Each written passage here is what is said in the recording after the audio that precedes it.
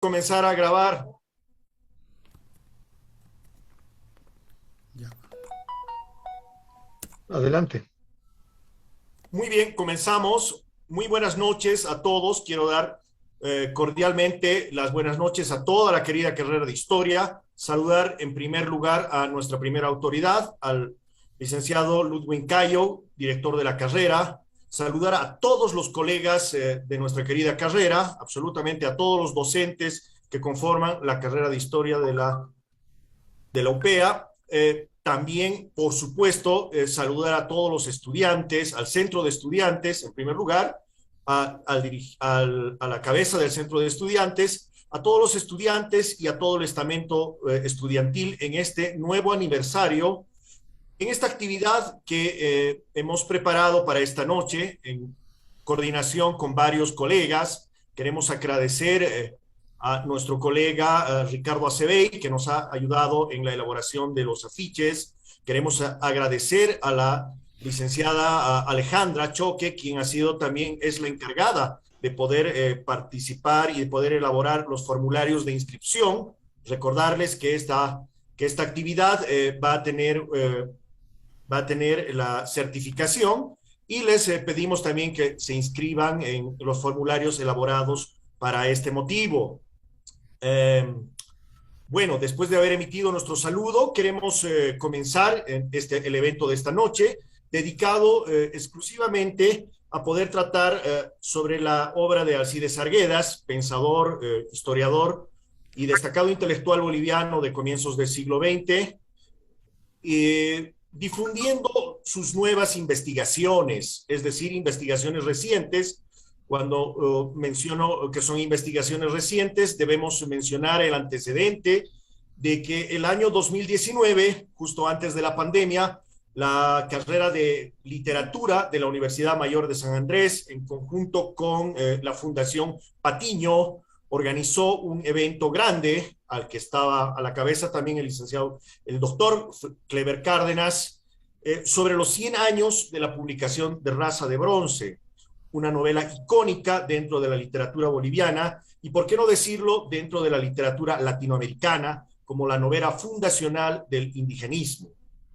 Lejos de ingresar en los debates entre arguedianos y antiarguedianos, que fueron comunes en el siglo XX y que ya han sido superados, las investigaciones que se presentaron son investigaciones de índole académica que provenían desde la literatura y desde la historia para poder indagar sobre la obra de este pensador y poder explicar ciertas características, nuevas miradas, nuevas lecturas sobre los aportes a la cultura boliviana de este pensador e intelectual boliviano, intelectual paseño.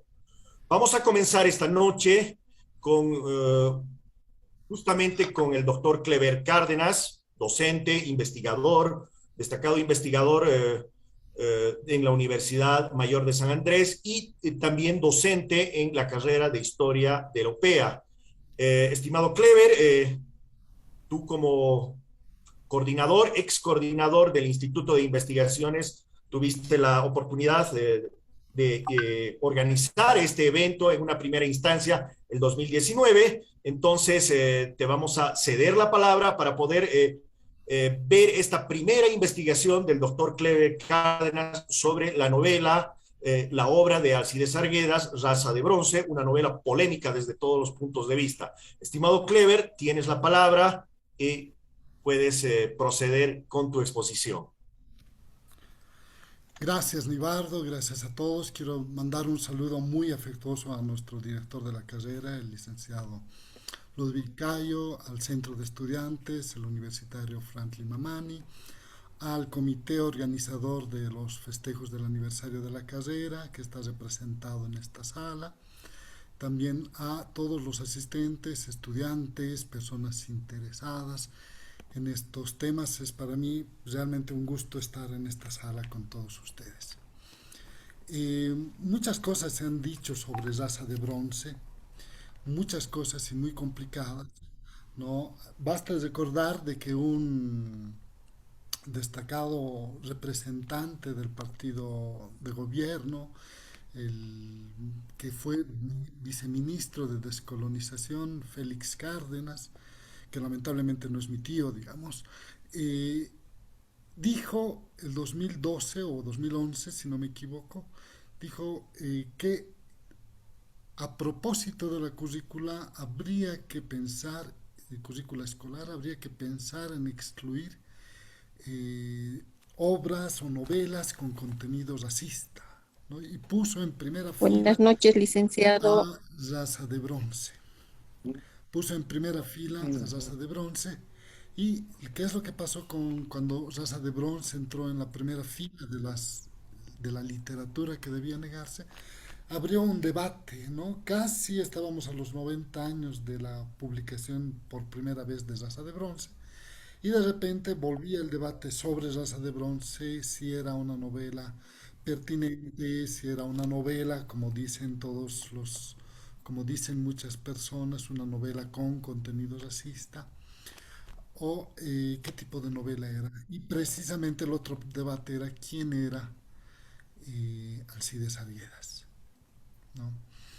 Yo quisiera solamente para ir acomodando un poco el orden de mi discurso, comentarles eh, de que si eh, Alcides Arguedas hubiera sido un representante emblemático de la casta oligárquica dominante racista que tenemos en Bolivia, ¿no? Eh, una de las preguntas un poco más una de las preguntas un poco más recurrentes sería inmediatamente preguntarse qué calle, qué plaza, qué avenida que se llame Alcides Arguedas tenemos en Bolivia o tenemos en La Paz. Alcides Arguedas era un intelectual paseño, ¿no? Y revisando exhaustivamente, es posible verificar de que no existe una calle que se llame Alcides Arguedas. En Sopocachi hay una calle que se llama Casto Arguedas, pero Alcides Arguedas no.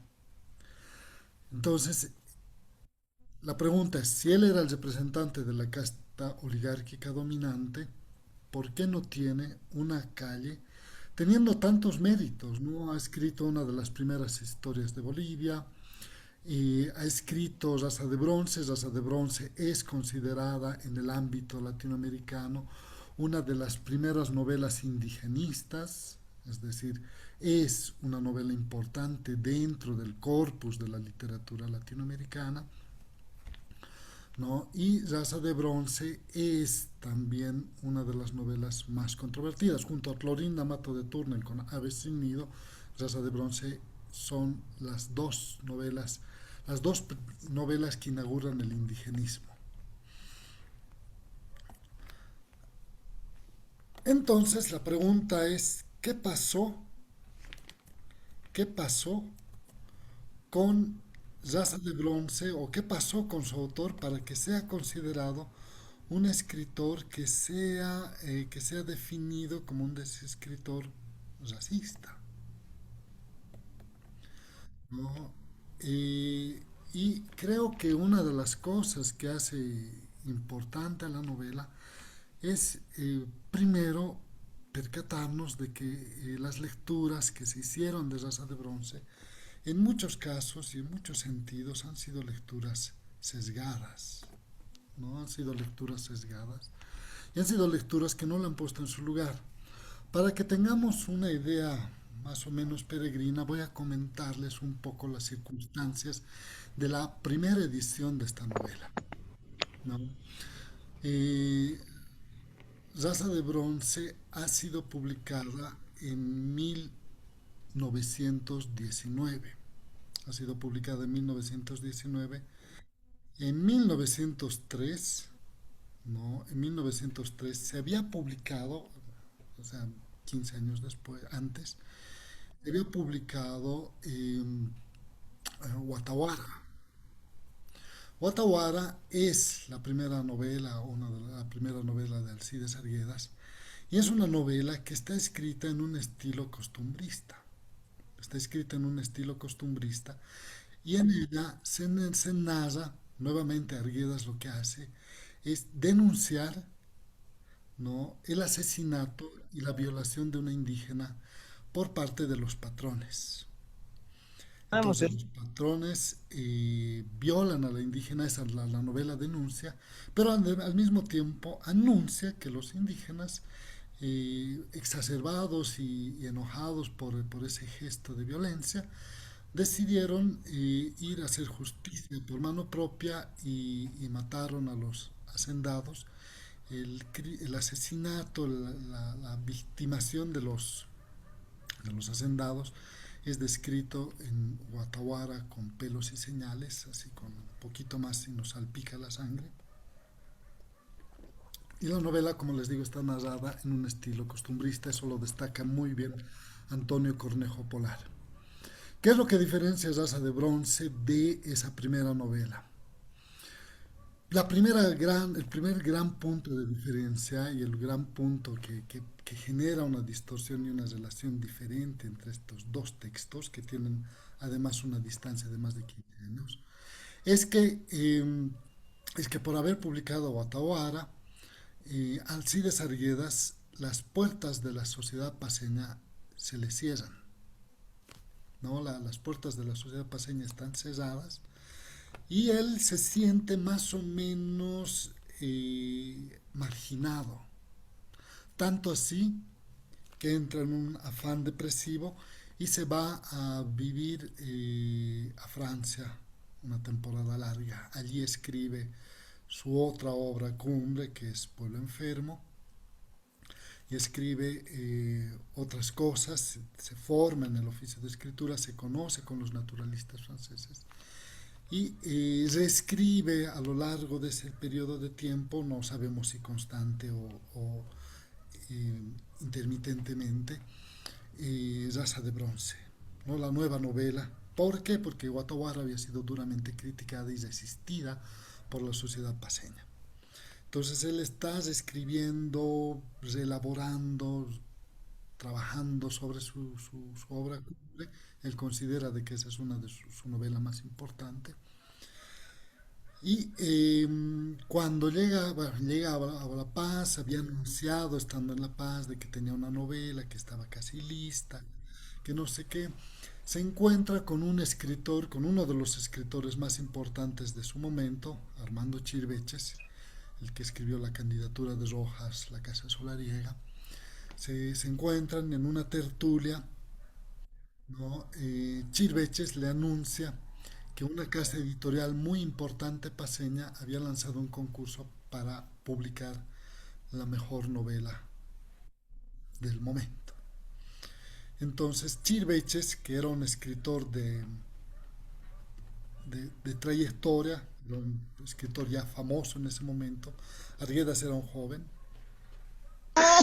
y Chirveches le dice a Arguedas, eh, supo del concurso, y el otro le dice que sí, que se enteró del concurso, y a Chirveches le lanza un sutil desafío, ¿no? Le dice, naturalmente yo participaría si usted lo hace.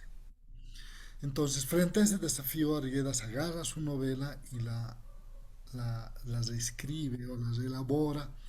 Y es sumamente interesante cómo se dio el tiempo para cambiar el nombre de los personajes, ¿no? Entonces, Agiali se llama Efraín, Guatawara se llama, perdón, se me fue el nombre, cambia los nombres de los personajes y lo manda al mencionado concurso, manda a su novela. Chilveches había mandado La Virgen del Lago. En medio de eso le sale a Arguedas la propuesta de irse como agregado y diplomático a Francia y tiene que ausentarse del país. Otros dicen que se enferma. La cosa es de que finalmente él no está en Bolivia y no está en Bolivia y antes de irse él retira su novela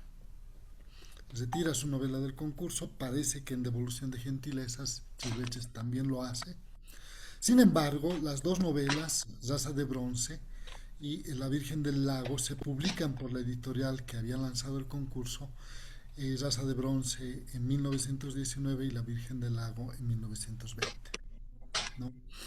Y Arguedas siempre va a resistir esa primera edición y esa primera publicación porque él no estuvo para vigilar el proceso de edición, el proceso de corrección, no aprobó los borradores finales en galeras antes de que se imprima la novela y volvió a trabajar sobre su novela una vez que le llegó sobre el texto impreso, volvió a trabajar y elaborarla. En 18 vuelve a publicarla ya con su autorización en una editorial española, en Prometeo.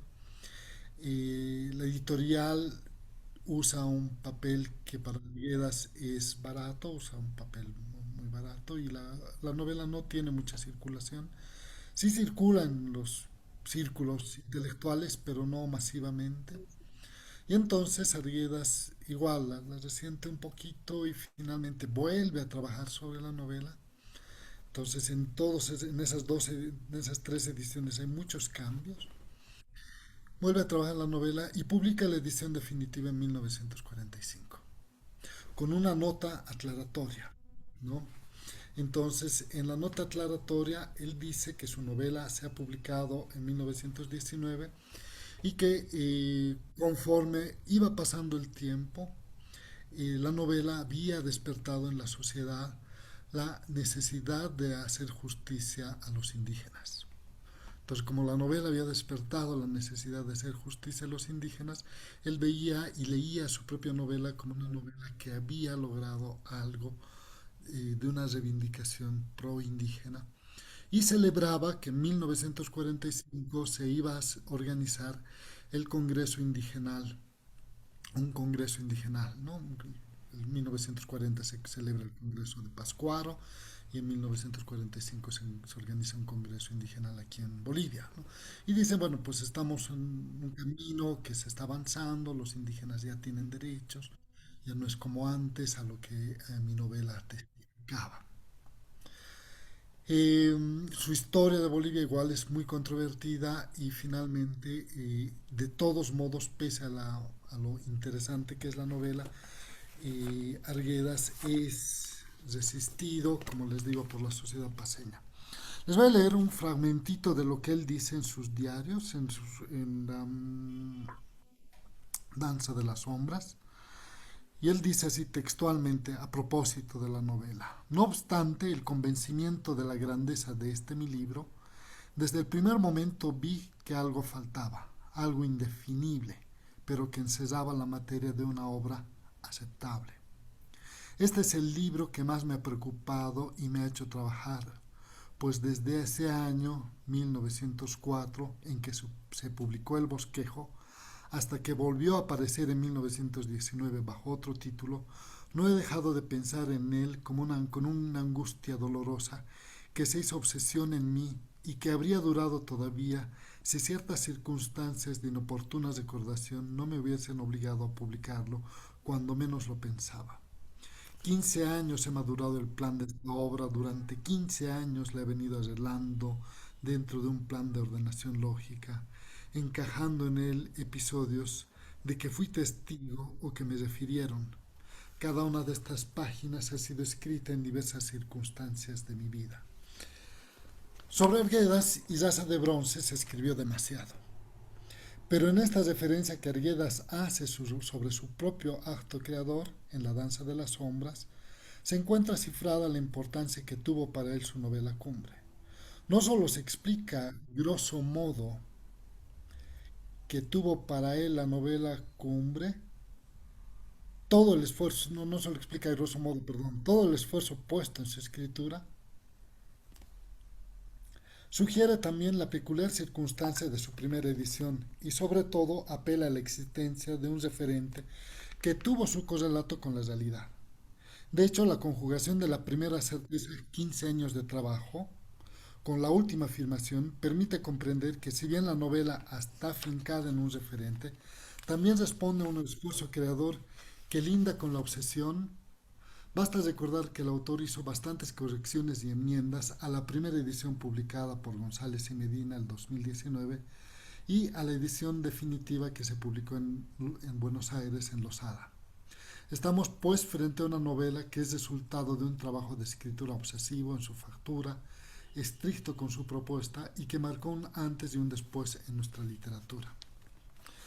Eh, es importantísimo resaltar esto porque normalmente lo que asumimos a propósito leyendo Raza de Bronce o leyendo incluso, ni siquiera leyendo, yo diría cuando se revisa Pueblo Enfermo, inmediatamente asumimos un juicio a priori, ¿no? El juicio a priori que es que Arguedas es un autor perteneciente a la casta oligárquica dominante, que por lo tanto, como es un gabonal y dueño de haciendas, es otro racista más del grupo, que toda la vida nos ha discriminado.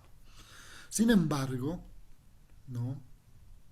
Solamente basta mirar la realidad que vivió Arguedas para comprender y darnos cuenta de que Arguedas ha sido rechazado por la casta oligárquica dominante que, a la que se le arroga.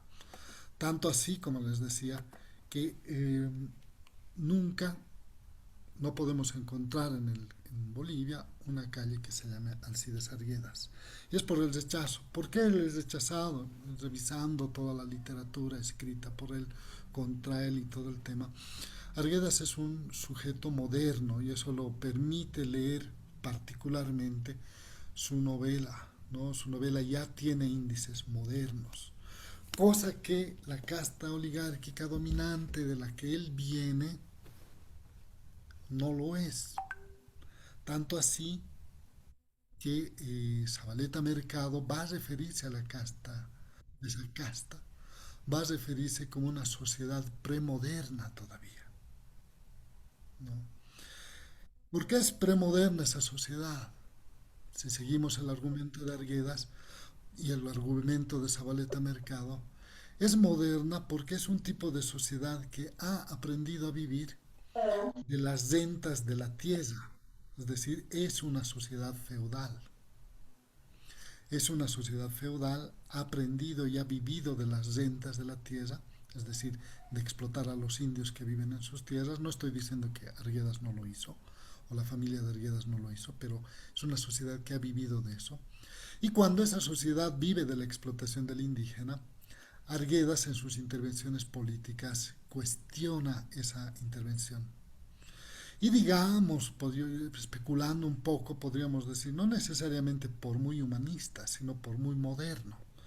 Porque él decía, ¿cómo es posible que sigamos explotando a los indios cuando la sociedad moderna, las sociedades modernas ya tienen tractores? No podemos vivir en esa vida feudal. Entonces él aspira, ¿no? Aspira a que nuestra sociedad se modernice. Y la sociedad paceña es absolutamente conservadora en su momento. Tanto así que en lugar de pensar y asumir la crítica constructiva que en cierto sentido Arguedas les está haciendo, en lugar de hacer eso, esta sociedad lo que va a hacer es rechazarlo, marginarlo, ponerlo a un lado y dependiendo de los partidos políticos que están en el poder yendo, viniendo, algunos partidos, el Partido Liberal fundamentalmente, lo pone de embajador y lo libera de estar bregando con la sociedad. Y en algunos casos lo tienen como diputado y aquí está liderando debates académicos, debates intelectuales, a los que nadie de su entorno puede oponérsele porque él es realmente una de las mentes brillantes que había en la política en ese momento, ¿no? Entonces, y nuevamente va contra los principios de su propio grupo social, ¿no? La venganza del grupo social, del grupo político al que pertenecía, pues ha sido procurar mandarlo al olvido, ¿no? Como que lo hicieron, ¿no? Lo mandaron al olvido. Sin embargo, la obra de Alcides Arguedas sobrevivió pese a la voluntad de sus contemporáneos. No, no solamente se catapultó y fue reconocida y muy identificada como una de las primeras novelas que inaugura el indigenismo latinoamericano, sino además, como pionera del indigenismo latinoamericano, ha sido una de las novelas más estudiadas, ¿no? Es una de las novelas más estudiadas dentro y fuera de Bolivia. Yo diría nuevamente más fuera de Bolivia que dentro. ¿No? Ha sido una de las novelas más estudiadas, está en la mayor cantidad de antologías de la literatura latinoamericana, todas las editoriales más importantes, después de la edición de 1945, publicaron la novela, ¿no? Publicaron la novela Losada, Aguilar, Archivos, ¿no? Las letras fundacionales. Son varias editoriales, no estamos hablando de editoriales latinoamericanas, españolas, especializadas en literatura latinoamericana. Y es, digamos, la novela, o es precisamente la novela boliviana más publicada en el mundo, digamos, ¿no? Tenemos otros grandes escritores bolivianos, pero particularmente esta es una de las novelas más publicadas. El año pasado, el 2019, en conmemoración a los 100 años de la publicación de la primera edición de Raza de Bronce, hice y tuve la fortuna de organizar un seminario, un ciclo de conferencias de 3 días con expositores que leían nuevamente Raza de Bronce, ¿no?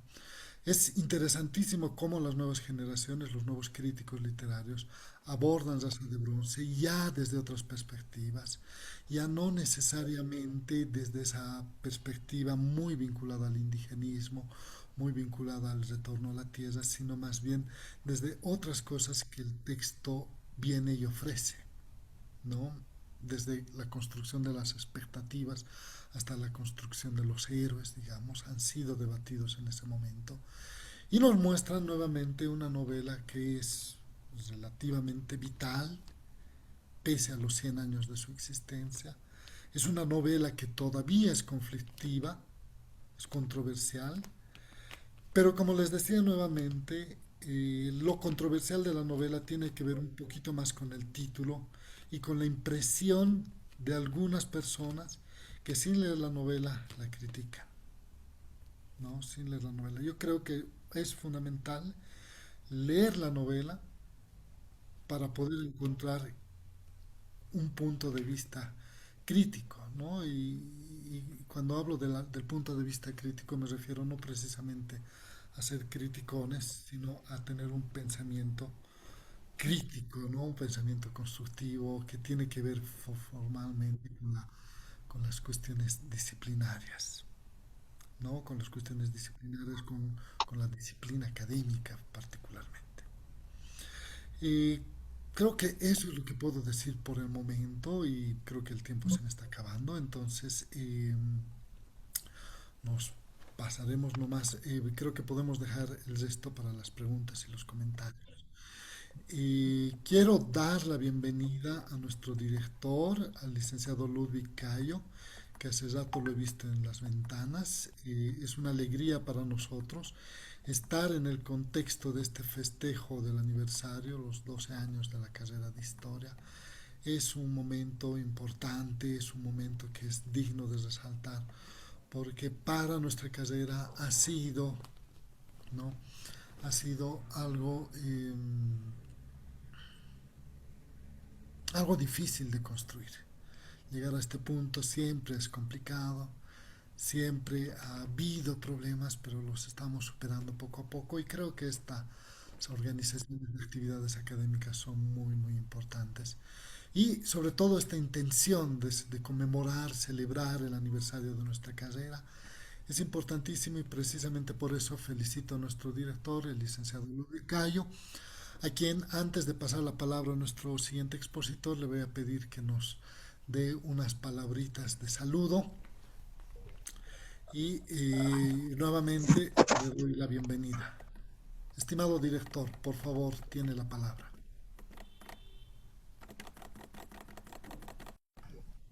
Bueno, buenas noches a, a todos los colegas, a los hermanos estudiantes. Muy feliz. La dirección está tratando de participar en todos los eventos. Informo como anécdota, como ayer no pude estar en el bautizo, hoy el primer año me ha bautizado completamente con acellín, con huevo y con todos los menjunjes que ellos con mucho cariño han preparado, y me siento muy, muy feliz porque considero que esa es la tarea también social y de compañerismo de la dirección.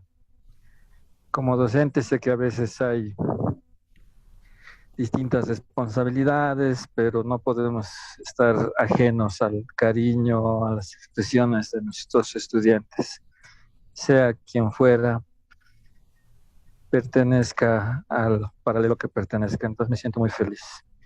Me siento muy orgulloso porque esta mañana en el taller he visto que el curso El Aguayo estaba repleto.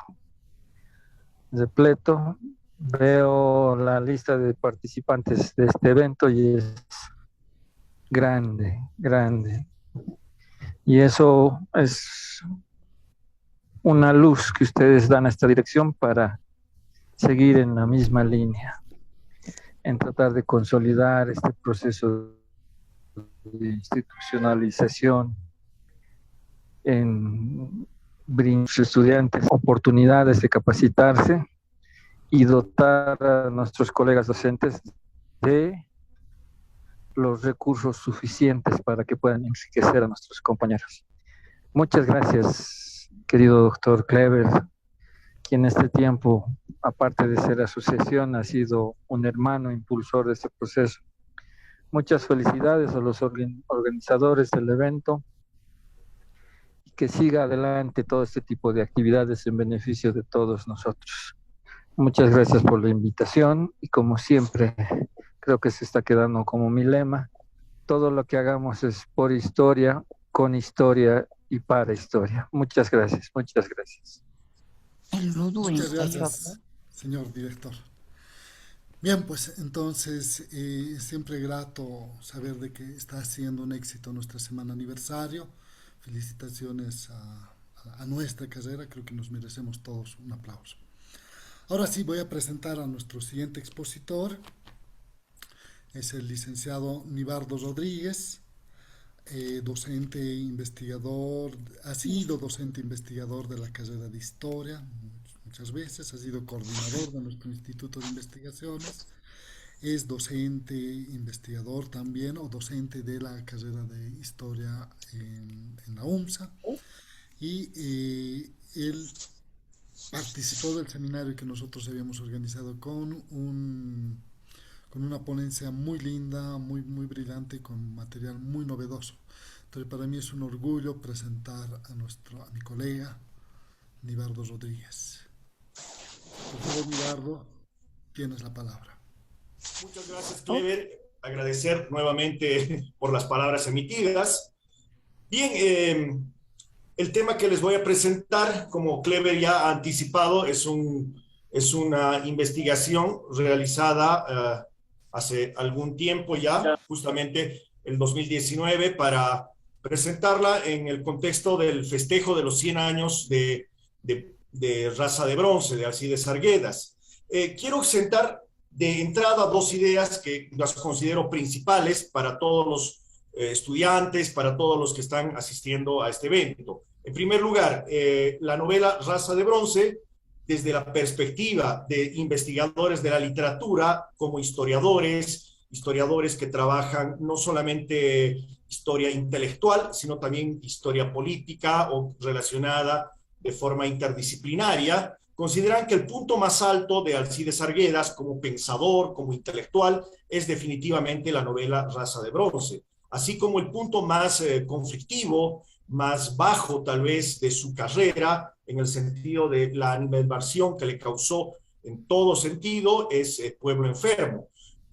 Partiendo de esa idea, el punto, que la novela es el punto más alto, también tenemos que considerar que esta investigación parte, voy a compartirles pantalla en este momento, la investigación titulada Alcides Argueda y la representación estética del indio, parte de un artículo publicado en el año 1925 un artículo publicado en una revista femenina llamada El Eco Femenino. Es interesante este dato porque la publicación, El Eco Femenino, está siendo trabajada por una estudiante, por una de mis estudiantes de la UPEA, justamente Carmen, quien descubrió esta publicación en la biblioteca de la Universidad Mayor de San Andrés, y actualmente está realizando su tesis para licenciatura sobre esta publicación. Es un artículo inédito que lo he trabajado, pero que considero muy interesante en la medida que es la primera vez que se conoce una reflexión estética del autor de Raza de Bronce sobre su propia obra y cómo debería ser representado el indio aymara, específicamente el aymara que se presenta en la novela Raza de Bronce, ¿no? El artículo se llama Alfredo Guido en la estepa de los Andes. Es un artículo, como les había dicho, publicado en el año 1925. En conjunto, el artículo nos muestra un diálogo a tres voces. He puesto aquí un diálogo a tres voces y un grabador argentino en la medida en que refleja todas las conexiones intelectuales. Ahí ya entramos con el análisis de la historia intelectual sobre la creación de redes intelectuales a partir de políticos, literatos, poetas, artistas plásticos, etcétera, que organizan cenáculos o comparten ideas comunes a partir de publicaciones, revistas, comentando la obra de uno u otro artista, ¿no? Ese diálogo a tres voces se da esencialmente en el artículo Alfredo Guido en la estepa de los Andes. ¿Quiénes forman parte de este diálogo?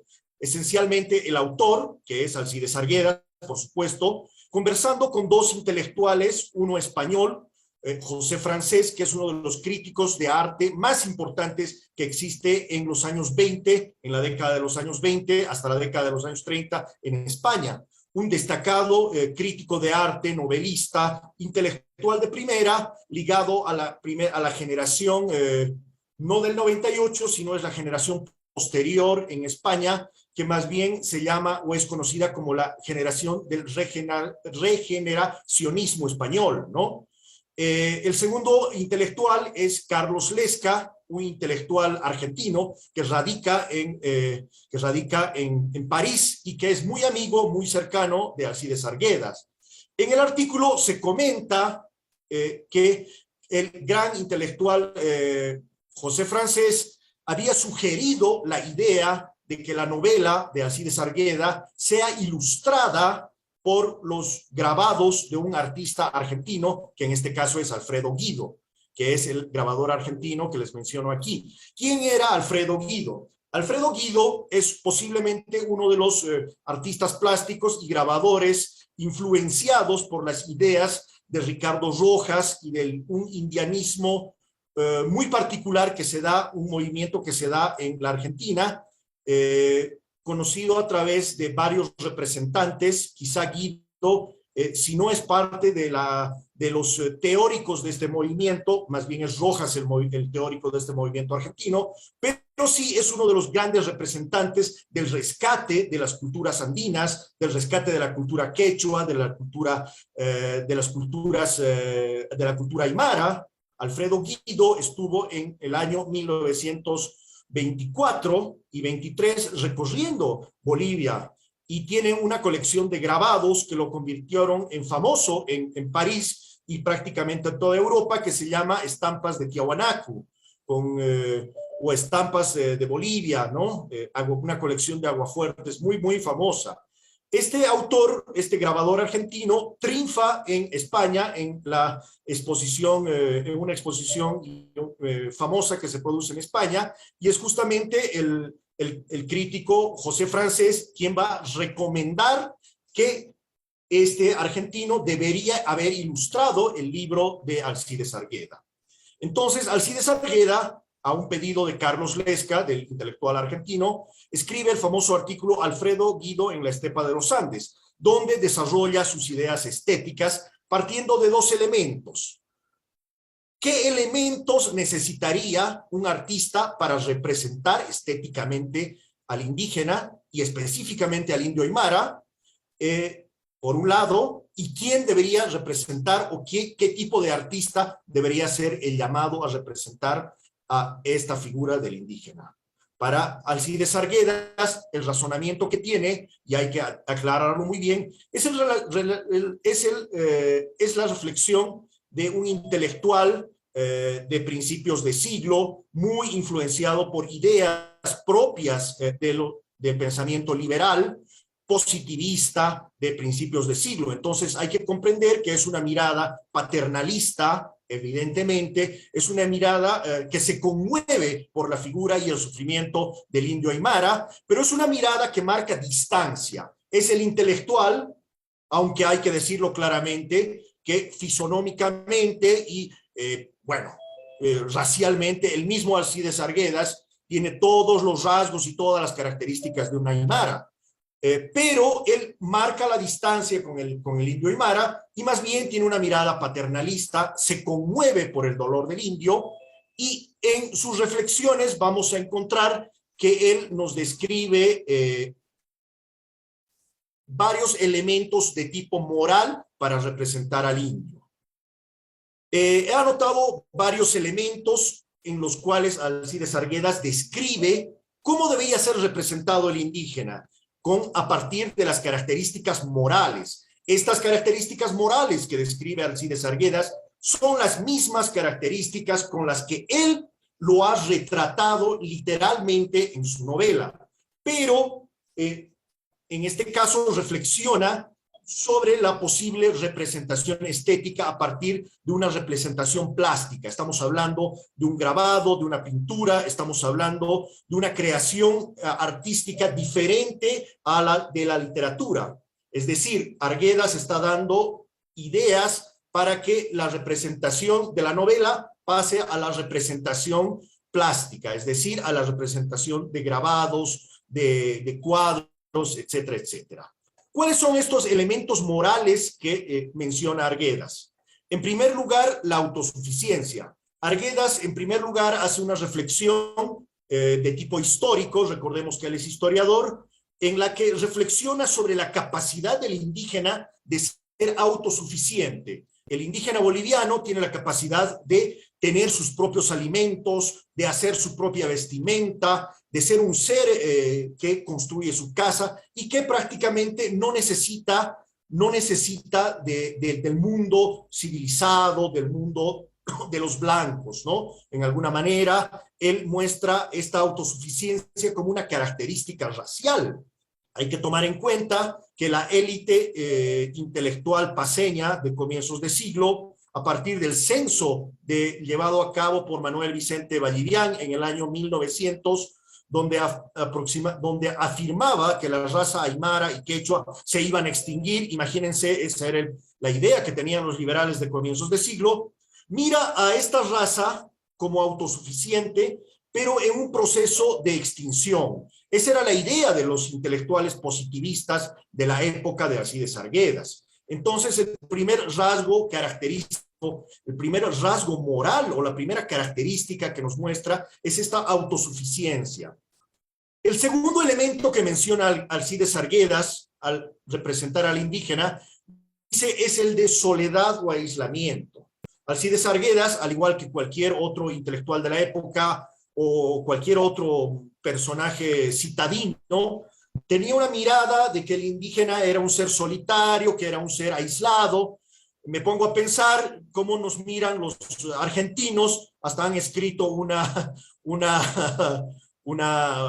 los Enanitos Verdes, que tienen una canción que se llama Lamento Boliviano, justamente con esta idea de que el aymara, el indígena, es solitario, aislado, que vive en una tristeza y en una soledad, ¿no? Esa es una percepción muy propia de los intelectuales, forjada por la élite de comienzos de siglo, y que, bueno, ha pasado a ser parte también del imaginario todavía de ciertos sectores, ¿no?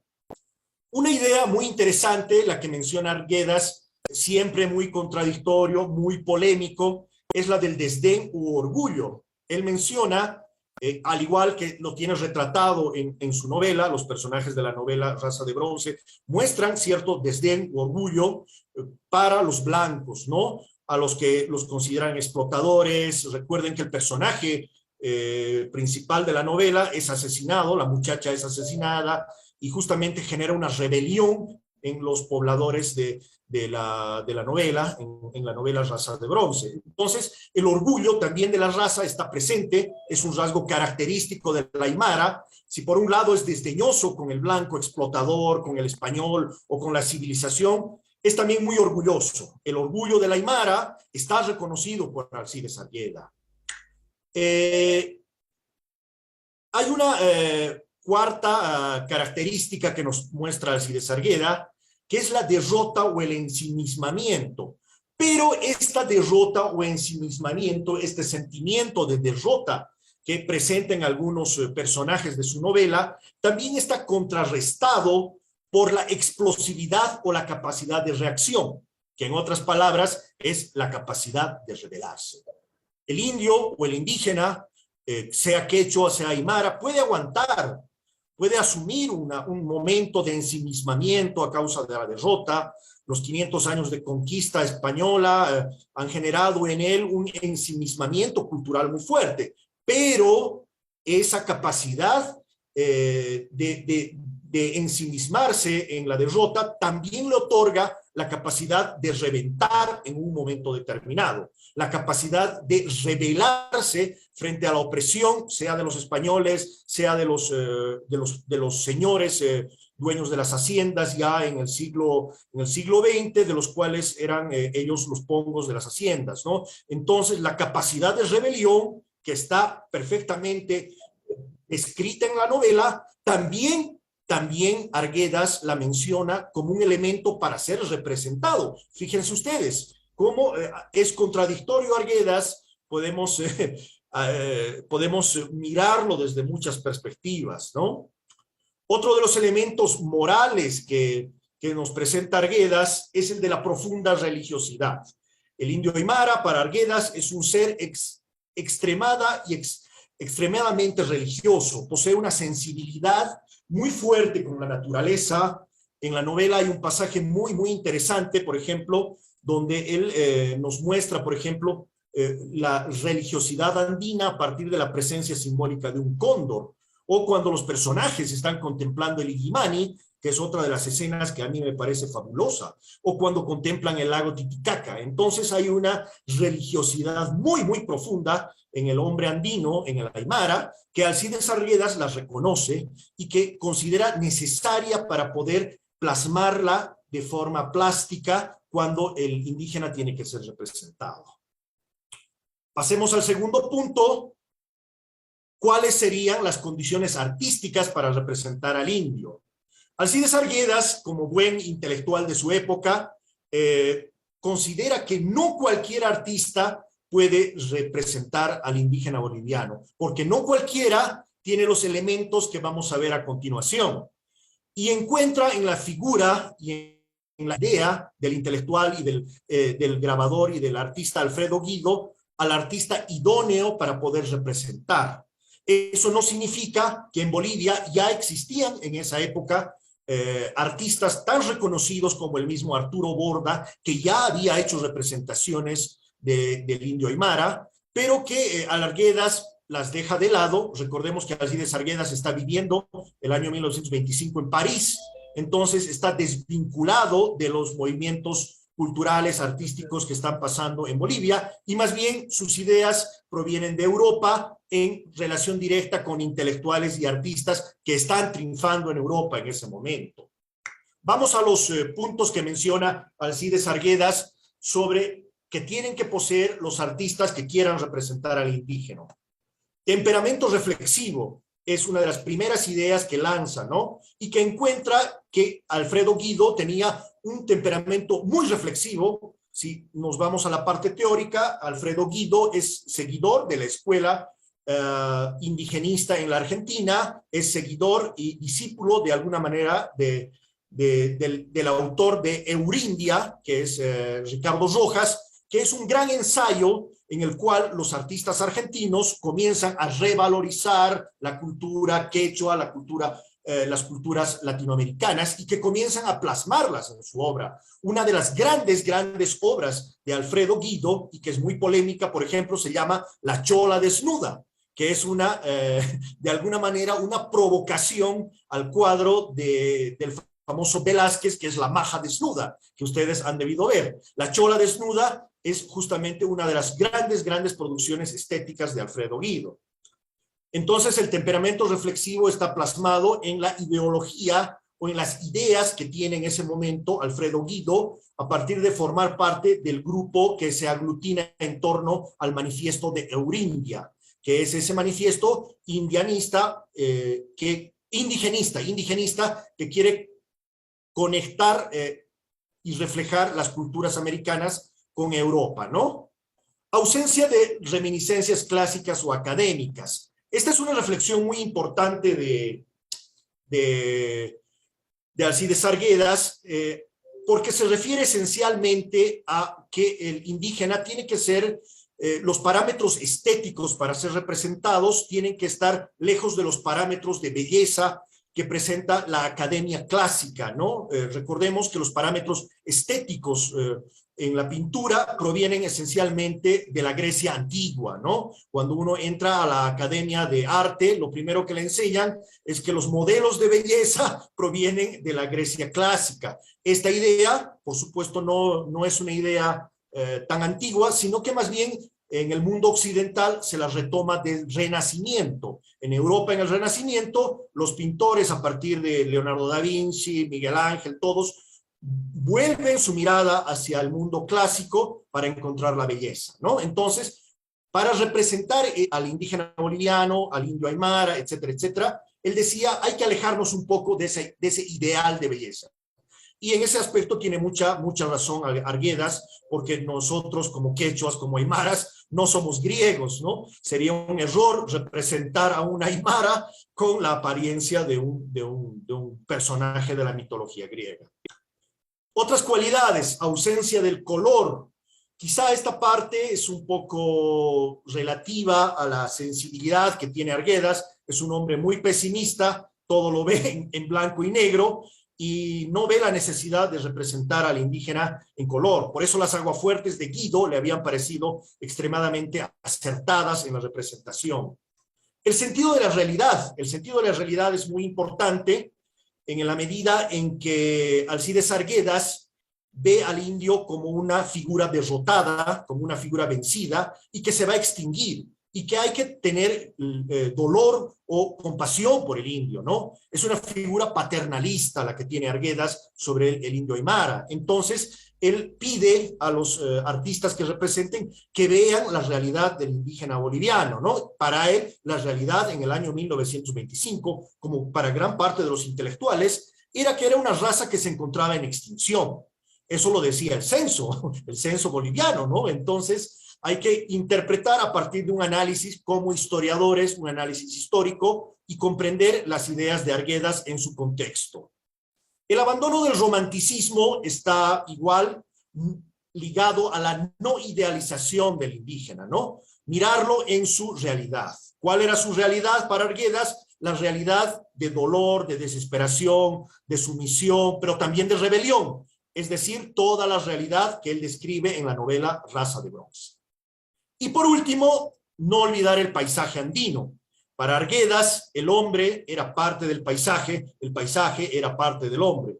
El indio aymara debería ser representado en el contexto, en su paisaje, ¿no? No se imaginaba Arguedas la representación de un indígena, de un aymara, por ejemplo, en una ciudad, en un tren, en una ciudad moderna o con elementos modernos, ¿no? Siempre recurre a la idea de que debe ser representado en el paisaje, con sus llamas, con sus productos, en el campo, con su ropa, etcétera, etcétera. Es decir, es la idea folclórica, es la idea tradicional que tenemos de la representación del indígena, no solamente en Bolivia, en toda América Latina. La folclorización de la representación continúa hasta el día de hoy día. Si ustedes van y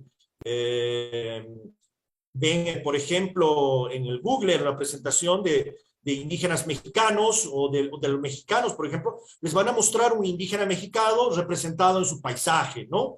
Lo mismo pasa con Arguedas. Para él es inconcebible representar a un aymara o a un quechua sin su paisaje, sin los elementos culturales propios de su tiempo, ¿no? Sería interesante ver ahora, por ejemplo, artistas plásticos aymaras que representan a la aymara en plena modernidad, que plasman no sé, que plasman a los aymaras en un teleférico, en ciudades modernas, como es la ciudad del Alto o la ciudad de La Paz, ¿no? O en otras situaciones que no tienen nada que ver con el paisaje, que es parte de esta folclorización de la idea de cómo se va a representar al indígena, ¿no?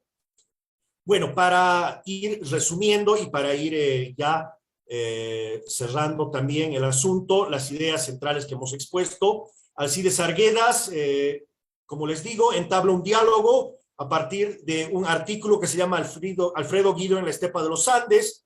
El diálogo lo entabla con dos personajes, que son Carlos Lesca y el español José Francés, que había sugerido que sea el argentino Alfredo Guido el que le haga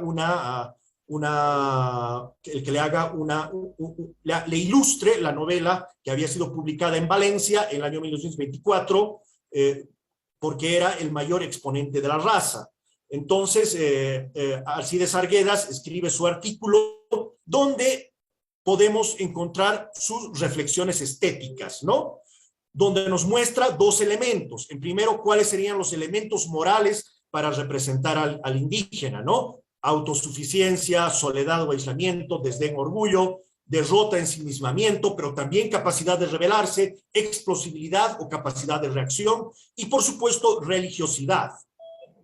La segunda gran exposición de las ideas estéticas de Alfredo Guido, digo de Alcides Arguedas, es la referida a sobre quién o qué cualidades tiene que tener el artista que represente al indígena boliviano o al aymara específicamente.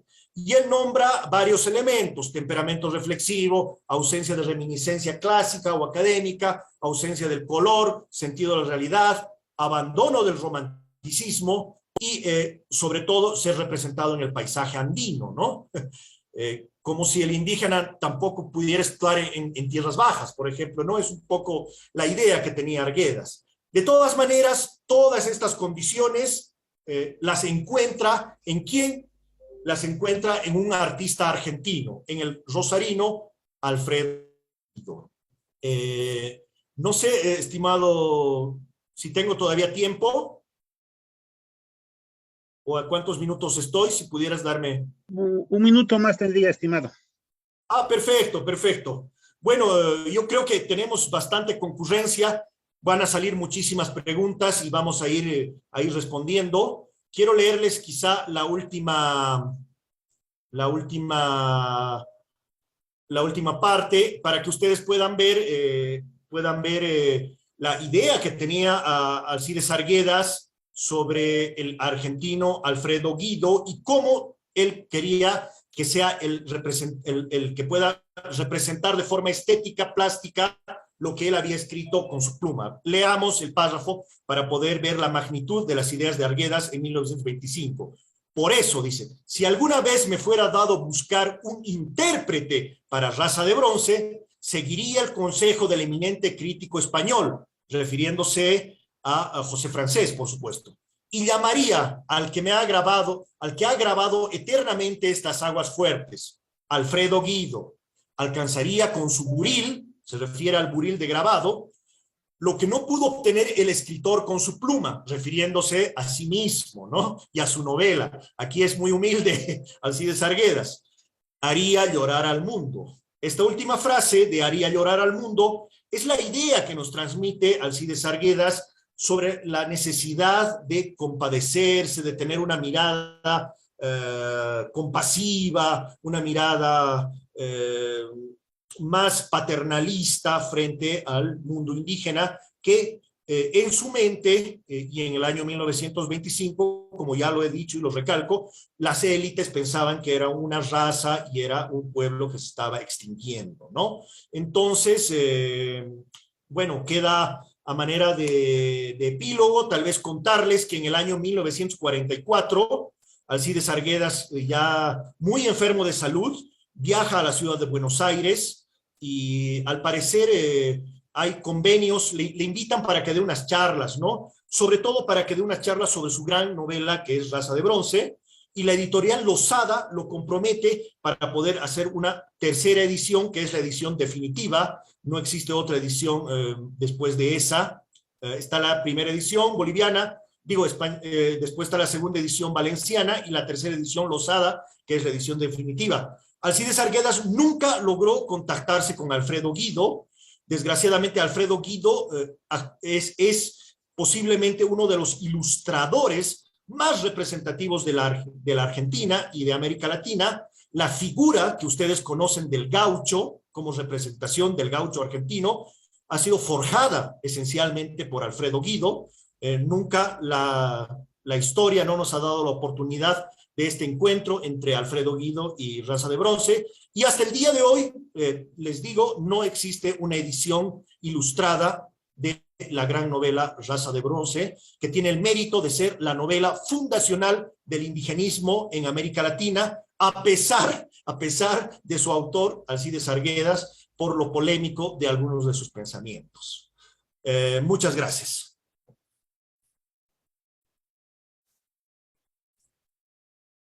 Clever, creo que podíamos pasar a una sección de preguntas por parte del público. Tal vez si nos podrían hacer llegar sus preguntas por el Ricardo, si pudieras leernos algunas preguntas, si hay preguntas para Clever en primer lugar, para mí unas 3 o 4 preguntas ya para ir concluyendo este evento. Sería magnífico que pudieras leernos o comentarios de los estudiantes. Aquí hay una pregunta. ¿Podríamos encontrar la razón que motivó a escribir esta obra? Dice. Es una. Perfecto, yo creo que puedo hacerme cargo de eso.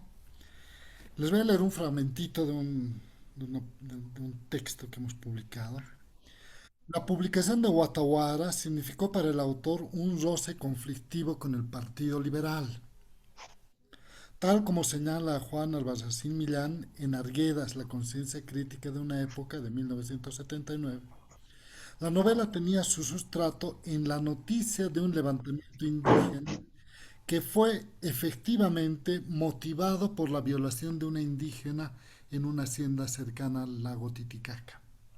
Arguedas había revisado los documentos del juicio, pero la novela fue definida como infamante y sus censores hicieron de su crítica un oficio a tiempo completo. A decir de Albarracín, su respuesta fue más contundente de la respuesta de Arguedas. Fue que la realidad debía ser juzgada como infamante, porque el argumento no era invención, sino que tenía como base un proceso ventilado en un juzgado de la paz.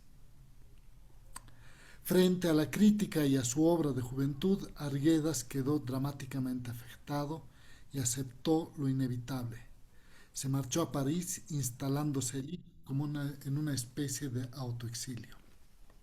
Espero haber respondido la pregunta, pero básicamente es eso, ¿no? Hay un sustrato en la realidad que él mira, testigua y finalmente se anima.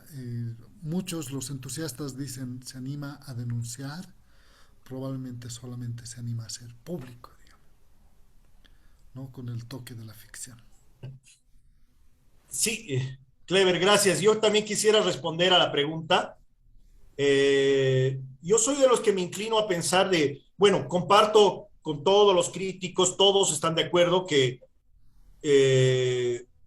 Raza de Bronce es el punto más alto de Arguedas. No solamente porque hace crítica, hace una denuncia de las condiciones de explotación, del maltrato, de las condiciones de vida que vivía el aymara, el indígena boliviano, sino que también de forma personal para Arguedas, él considera que es el punto más alto como intelectual.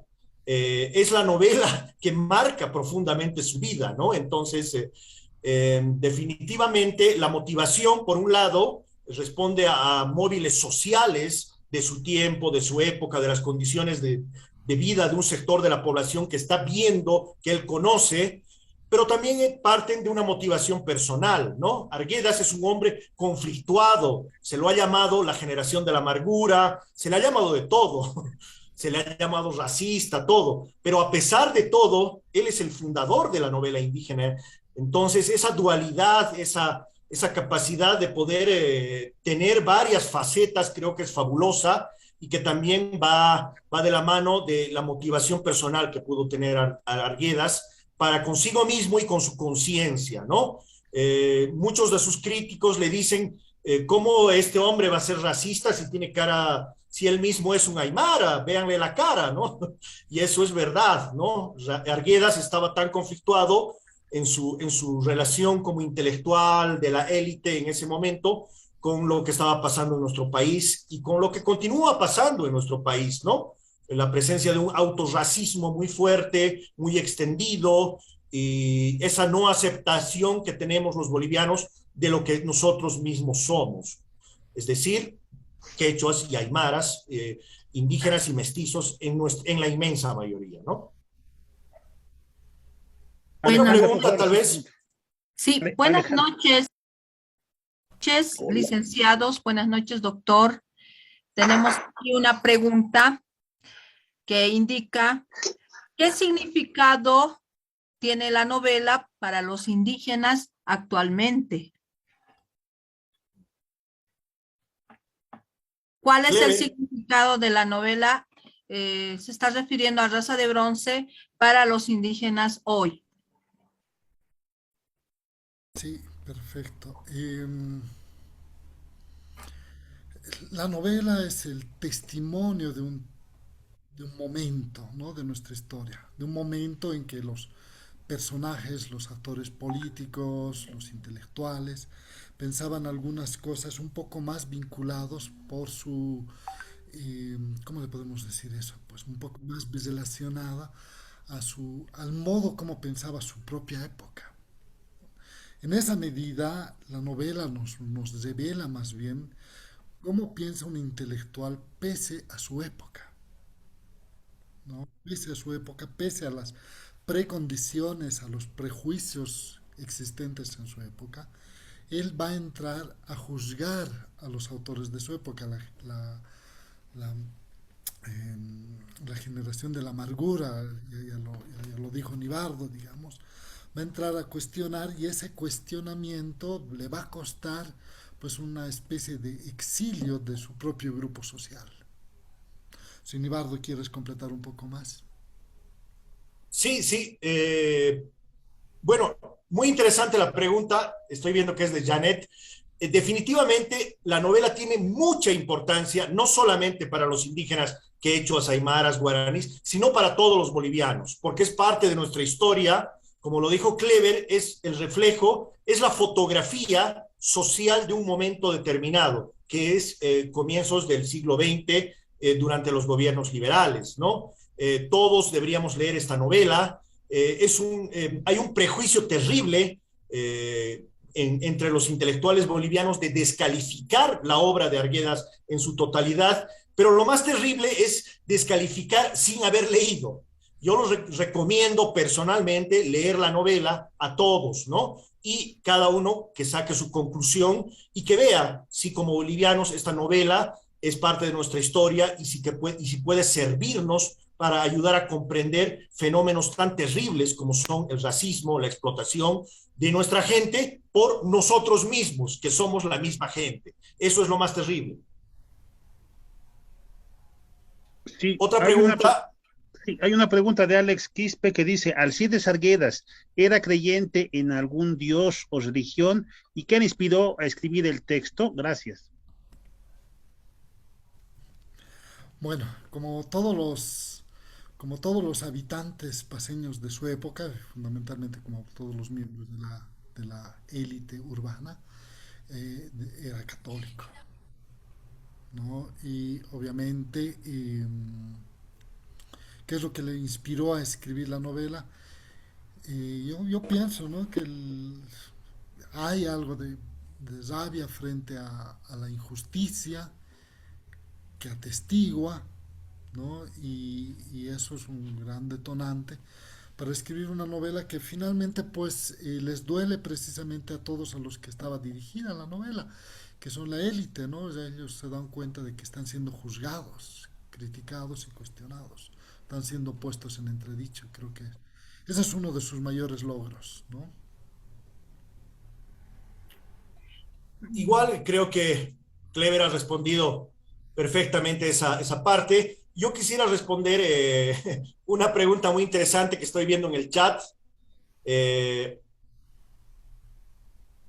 que dice, ¿leería Arguedas la obra de Harriet Beecher, La cabaña del tío Tom? ¿Puede haber alguna relación? No creo, no, creo que no existe. La novela que mencionas de La cabaña del tío Tom es anterior y básicamente es muy diferente. Hay que señalar algo. La novela de Arguedas, como ya lo hemos dicho varias veces, es la novela fundacional del indigenismo en América Latina. Cuando hablamos de Alcides Arguedas, estamos hablando de uno de los mayores exponentes de la literatura indigenista, al igual que José María Arguedas del Perú, al igual que Jorge Icaza en el Ecuador, al igual que todos los novelistas posteriores, van a tratar la temática del mundo indígena porque la conocen perfectamente, porque ellos mismos están en contacto y son parte de ese mundo, ¿no? El hecho de que Arguedas quiera marcar su diferencia, como toda élite y como todo sector intelectual, es una cosa personal, es una diferencia, ¿no? En su misma época había intelectuales tan grandes como la talla de Tamayo, que llegó a decir cuando se presentó en el Club La Paz y fue molestado por la élite paseña que le dijo, uy, ya está entrando un cholo, Tamayo les dijo, no, los cholos son ustedes, yo soy indio. Pero Tamayo se identificaba plenamente con el indio, hay que hacer esa diferencia. Arguedas no, Arguedas ve desde una posición más bien de distancia, pero no le quita el mérito de ser una novela indigenista, una novela fundacional del indigenismo. Y la novela que mencionas sobre el tío Tom, digamos, es una caricatura de lo negro. Los mismos negros o el mismo hombre negro afro-norteamericano actualmente la considera como una caricaturización de la población negra, ¿no? Como mostrar al negro bueno, amaestrado, frente al blanco buenito también, ¿no? Si el negro es bueno, el blanco es bueno, ¿no? En el caso de Arguedas, no. Si tú lees la novela, estimado Omar, y cualquiera que ustedes ve, van a ver que hay una rebelión y que la hacienda del patrón es quemada en la novela. Esa es la gran diferencia con la cabaña del tío Tom. Una pregunta. Eh, la novela de Arguedas y su pensamiento puede ser una piedra fundamental para el pensamiento de Fausto Reinaga. No, Clever. no, es otra cosa, ¿no? En todo caso, podríamos vincularle por la experiencia del dolor ajeno, digamos, porque las dos obras, digamos, están inspiradas o motivadas fundamentalmente por el dolor, ¿no? Por el dolor, por la tristeza, por la injusticia, digamos. Pero después ya toman caminos diferentes. Una obra es totalmente política y esta obra es un poco más artísticas, no sin quitar que ambas interpelan a su sociedad de diferentes modos, ¿no? Cuestionan, ponen en crisis. No, había leído un comentario de Omar que decía, ¿podemos relacionar a Jorge Casa con Huasipungo y Cero Alegría? Claro que sí. No, en 1919, Arguedas publica Raza de Bronce y Huasipungo de Jorge Casa se publica en 1934. El mundo es ancho y ajeno de Ciro Alegría en 1941. Hombres de maíz de Miguel Ángel Asturias en 1949. Estamos hablando de las novelas más representativas del indigenismo latinoamericano, ¿no? No las únicas, pero las más representativas. Y las más representativas y las más importantes se publican así 10 años después, un poco más, después de que se haya publicado Raza de Bronce. Precisamente eso es lo que hace interesante e importante a la novela, ¿no? Eso en primera fila, ¿no? Sobre la misma pregunta, quisiera acotar algo. Creo que hay que ver también un poco para los que van a trabajar historia intelectual o los que ya estamos trabajando historia intelectual. Creo que la relación entre los dos personajes es totalmente, hay un abismo, ¿no? Arguedas es posiblemente uno de los intelectuales más odiados y con más problemas con otros intelectuales, ¿no? Justamente Fausto Reinaga tenía problemas personales con Reinaga, entonces es una enemistad histórica prácticamente la que tiene Arguedas con muchísimos intelectuales, ¿no? De ninguna manera en ese caso habría una conexión entre Arguedas y Reinaga, ¿no? Por el contrario, hay un abismo que los separa. Arguedas fue enemigo acérrimo de Tamayo, enemigo acérrimo de Marov, enemigo acérrimo de Fausto Reinaga y de toda una generación de intelectuales que van a venir desde la Guerra del Chaco y mucho más con los del 52, con el nacionalismo. Entonces, se presenta más bien como un personaje solitario, más conocido por su peor obra, que es Pueblo Enfermo, y menos conocido por su mejor obra, que es Raza de Bronce, ¿no? Hay una pregunta también aquí de Daniela Franco. Nos pregunta si la relación de Arguedas con el Congreso. Cronológicamente no. El año 1944, Alcides Arguedas viaja a la Argentina para poder participar en una serie de charlas, ¿no? Que van a ser las últimas de su vida. 2 años más tarde va a morir, el 46 muere, pero ya el 44 está profundamente enfermo. Es un hombre avejentado que está al margen de la política, ¿no? Recordemos que los gobiernos militares lo habían tratado muy mal. El gobierno de Bush lo había tratado muy, muy mal. Hay una anécdota incluso bastante conocida de que lo agarró a golpes. Y el gobierno de Villarruel, por supuesto, si en algún momento va a coquetear con los intelectuales nacionalistas, después, en general, va a tener una visión muy, muy negativa de Alcides Arguedas. Entonces, no existe ninguna conexión con el Congreso Indigenal del 45 entre Arguedas, ¿no? Arguedas está en su peor momento en la década del 40 y a partir del 50, mucho más. Después de la generación del 52, Arguedas va a pasar a ser una mala sombra en la historia del pensamiento boliviano, ¿no? Y solamente es revalorizado desde la literatura, desde su obra, sobre todo desde Raza de Bronce, ya a finales del siglo XX. Sí, hay una consulta del licenciado Diamantino que señala, estimados, dice, ¿qué opinan de esa crítica que se le hace al autor por el enunciado raza en relación a las connotaciones conceptuales y de interpretación política en relación al nacionalismo alemán? ¿Lever? Sí. Bueno, me parece muy oportuna y importante la pregunta. Muchas gracias, Santos, por haber hecho esa consulta tan diplomáticamente, porque precisamente yo creo que vincular al nacionalsocialismo hizo en muchos casos de que se haga una lectura ideológica de la novela, asumiendo de que el concepto de raza es el concepto de los nazis, ¿no? Como historiadores, los asistentes a esta sesión podrán darse cuenta de que los conceptos en una época son diferentes y significan otra cosa en otra época. Raza de Bronce ha sido bautizada en 1919 con un espíritu totalmente diferente al nazismo, digamos, ¿no? Y esa novela, ese título se ha preservado hasta 1945, cuando ya empezaron a sentirse los estragos del nacionalsocialismo. Entonces, sin embargo, queda el estigma, ¿no? Queda el estigma, como dice raza, entonces debe ser racista, y ya asumen de que la novela trabaja todo eso, ¿no?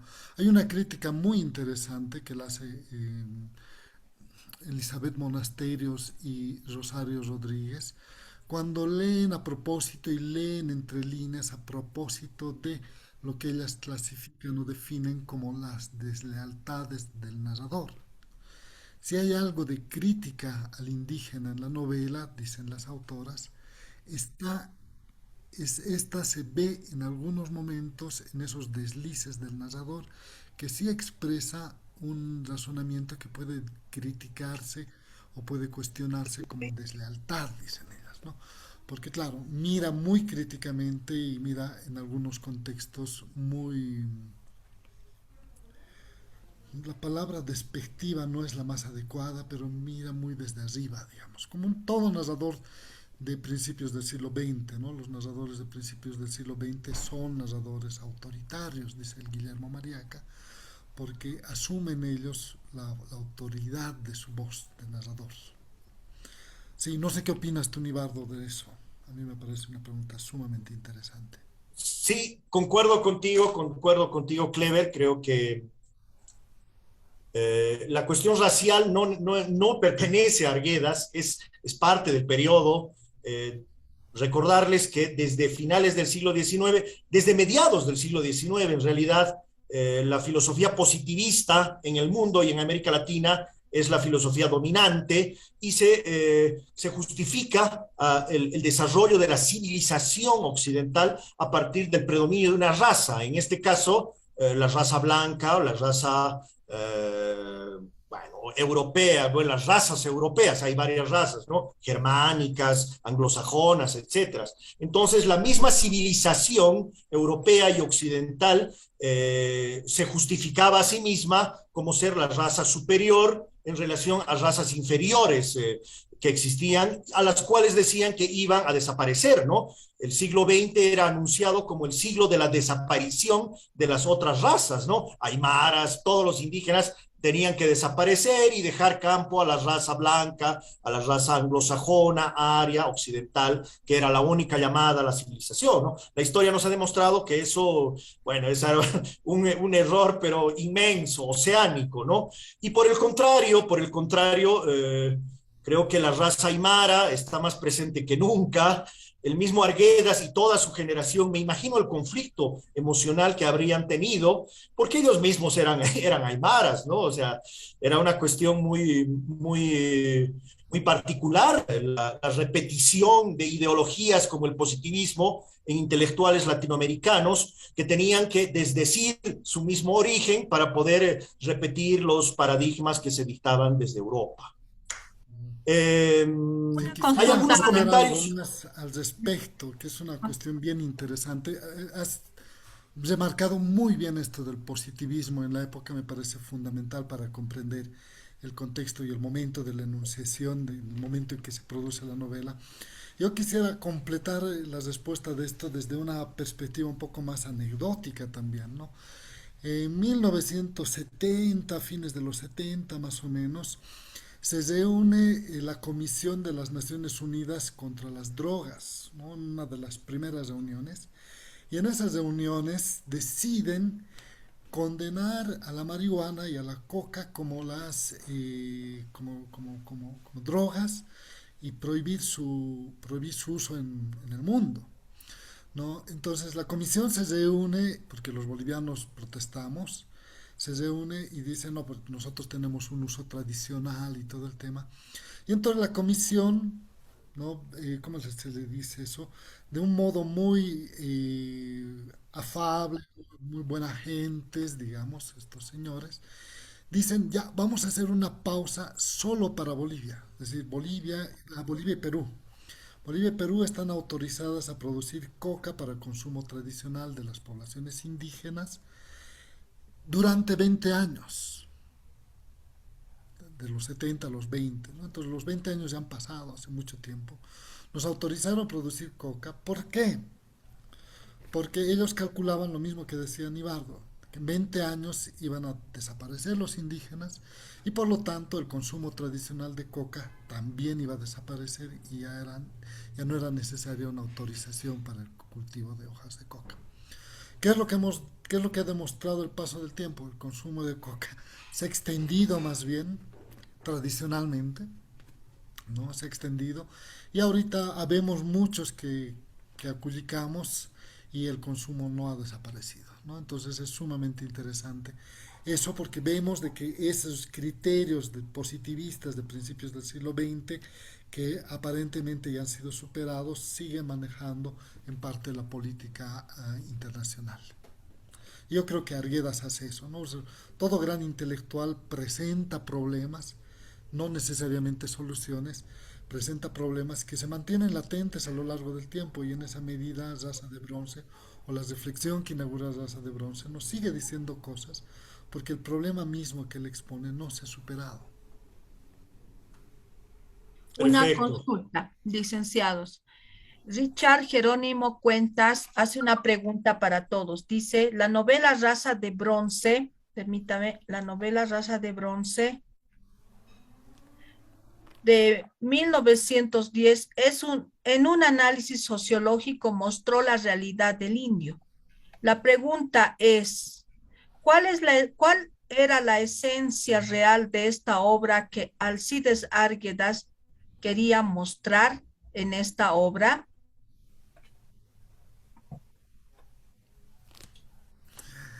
Como dice Clifford Geertz, lo real, no existe una esencia real, algo que se quiera, ¿no? Todo depende y está sujeto a procesos interpretativos y como decían algunos, depende del cristal con que se mire, ¿no? Haciendo un análisis un poco más desde una perspectiva histórica, es posible identificar, y siguiendo las pistas que el mismo Alcides Arguedas da, es posible identificar que la novela es una novela basada en documentos reales, en documentos vinculados a un juicio por asesinato a una indígena en el lago Titicaca, como he descrito hace rato, ¿no? ¿Y qué es lo que quería hacer Arguedas? Probablemente lo que Arguedas quería era denunciar aquello. Pero también, y eso para eso vale la pena leerse la novela, no solamente quería denunciarlo, sino quería hacer literatura. No hay que leer la novela, como dice Nibardo, ¿no? Leyendo la novela uno va a encontrar las delicias del lenguaje, de construcción del personaje. Un poquito antes nos preguntaban quién era Giali. Giali es el personaje principal de la novela junto a Guatawara, ¿no? Entonces, las delicias con las que está narrada esta misma novela es un goce, ¿no? Pero al mismo tiempo es un goce que nos pone tristes, ¿no? Por el nivel de la denuncia que tiene la novela. Nibardo, no sé si quieres completar. Sí, solamente acotar que desde 1904, Alcides Arguedas, junto con Armando Chirveches, Vaca Guzmán, Francisco Bedregal y otros intelectuales muy jóvenes paseños, se adscriben a una corriente literaria específica, que es el naturalismo de Emilio Solá, surgido al finales del siglo XIX, que es una corriente literaria que quiere mostrar la realidad, una realidad cruda, dolorosa, una realidad sombría. Ese es el objetivo de esta corriente literaria. No pretenden hacer una literatura de tipo romántico, donde se idealice a los personajes o se transforme la realidad, sino mostrar a los personajes en una realidad cruda, en una existencia natural, en palabras de los expositores como Solá, mostrar la forma más natural posible la realidad. Y entonces Arguedas en su obra busca eso. ¿Lo logra? Sí lo logra. En muchos pasajes sí lo logra. Y creo que el gran valor de esta novela es justamente el haber sido fiel a los postulados del naturalismo, ¿no?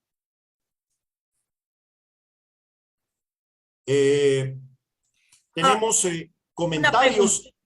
Adelante, Alejandro. Richard Jerónimo Cuentas pregunta, ¿por qué era la obra más polémica de Alcides Arguedas El pueblo enfermo de 1910?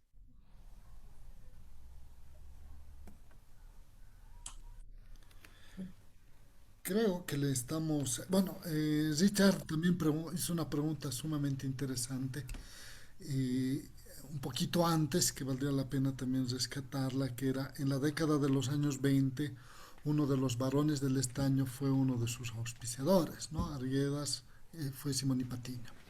que le auspició precisamente escribir la Historia General de Bolivia en 1922. La pregunta es, ¿la élite auspiciaba a Arguedas y sus obras? Pues precisamente no, no, la élite no auspiciaba, creo que es bien interesante para un análisis histórico mismo ver de que si bien hay gente que es potentada en un mismo contexto, no necesariamente pertenece al grupo político o al grupo de la élite, ¿no? En este caso,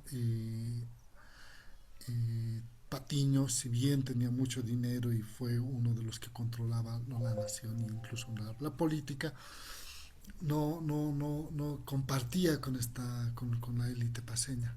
Tanto así que cuando Arguedas escribe la Historia General de Bolivia, escribe a muchos intelectuales bolivianos y a muchas familias de la élite boliviana, les escribe para pedirles información para escribir la propia Historia General de Bolivia. Ninguno les responde porque a ninguno le interesaba mantener un diálogo con él. Y eso es precisamente porque él estaba vedado para esa élite, ¿no? Patiño, en cambio, era digamos, podríamos decir, es un millonario cholo, ¿no?, que opta por apoyar la obra de Arguedas, y creo que eso es importantísimo que él haya logrado, que haya apoyado en parte la escritura de esta Historia General de Bolivia, que tiene que ver también con el ascenso económico político de otros grupos, ¿no? Entonces, Nibardo, no sé si puedes completar algo para eso, para después ya pasar a la otra pregunta. Sí, sí, esencialmente es una obra polémica, Pueblo Enfermo, pero hay que diferenciar. Pueblo Enfermo es un ensayo sociológico de 1910. La novela es una novela, es una obra literaria, ¿no? En el ensayo sociológico lo que hace es, eh, es solamente reproducir las interpretaciones o aplicar las interpretaciones del positivismo, de la sociología positivista a nuestro medio, ¿no? Que decía que las razas que no son blancas son razas degeneradas, ¿no? Por eso el título, Pueblo Enfermo, ¿no? Que somos unos borrachos, que somos unos viciosos, que nos gastamos el dinero, que no somos trabajadores, que nos pasamos la vida bailando, etcétera, etcétera. Muchas de esas ideas que todavía escucho a algunas señoras mayores, dicen, ¡ay, cómo bailan estos! En vez de trabajar, digamos, ¿no? Pertenecen a esa generación, ¿no? A esa idea de que, bueno, que era un pueblo enfermo, que se ocupaba de bailar. Eso ha pasado. El debate de arguediano está superado en ese sentido. Como ensayo sociológico tiene un valor de curiosidad histórica, pero no se aplica en ningún sentido, digamos. Los pueblos, el pueblo boliviano en ningún sentido es un pueblo enfermo, es un pueblo vital, compuesto por quechuas, aymaras, guaraníes, 36 nacionalidades, que muy lejos de ser enfermos, somos un pueblo absolutamente fuerte, vital, al igual que todos los pueblos de América Latina, ¿no?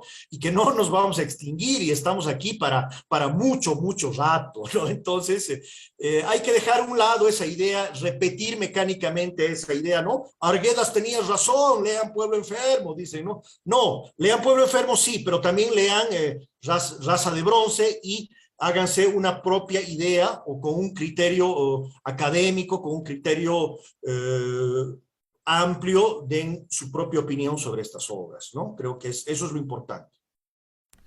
Sí, creo que Richard ha puesto el dedo sobre la llaga y me parece importantísima su pregunta, porque podríamos decir de que en Pueblo Enfermo es posible advertir la beta pesimista que tiene Arguedas sobre la realidad boliviana. Sí, sí.